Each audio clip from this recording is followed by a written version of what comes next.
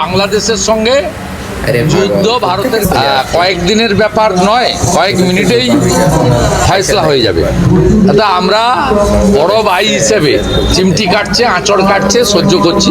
এটা ইউনূসের উস্কানি, উনি যুদ্ধ লাগাতে চান।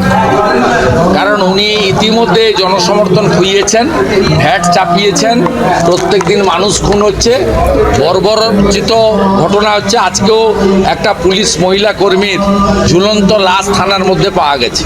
হিন্দু শুভেন্দুর জুতো পেটা আগে করেছিলাম 4 বছর আগে, সেটা আজকে আবার একটা জুতো কিনেছি প্লাস্টিকের। এই জুতো ওর এবং ওর বাবা ওই দুজনকেই মারবো, বাঙালির শত্রুদেরকে এমন মারবো। ये देख लीजिए आप भाई साहब को, सर को तो सल्यूट करना चाहिए। सबसे बड़ी सोचने वाली बात तो ये है कि भाई साहब अफगानिस्तान और इन जनाब के पास राइफल भी है। भाई ड्यूटी को धर्म समझ के निभाओ। अमेरिका दखल করতে পারে, আফগানিস্তানে দখল করতে পারে নাই, পরে আমেরিকা হার মেনে গেছে। আর তুই বাংলাদেশে 1 মিনিট 2 মিনিটে দখল করবি? সাহস থাকলে বর্ডারে যাইয়ে দেখ তোর অবস্থা কি হয়। তোদের ভারতবর্ষে তোরা ওখানে জুতা পিঠা করবো, ওখানে মেরে ফেলবে তোরা ভারতবর্ষের ভিতর। আর এগুলা নিয়ে মদতি কাদাটি এগুলা নিয়ে তুই আমাদের দেশ দখল করবি।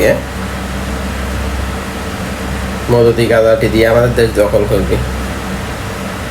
অবশ্যই ভিডিওটা সবাই শেয়ার করে, লাইক করে, জানে দেখুক বাংলাদেশের মানুষ।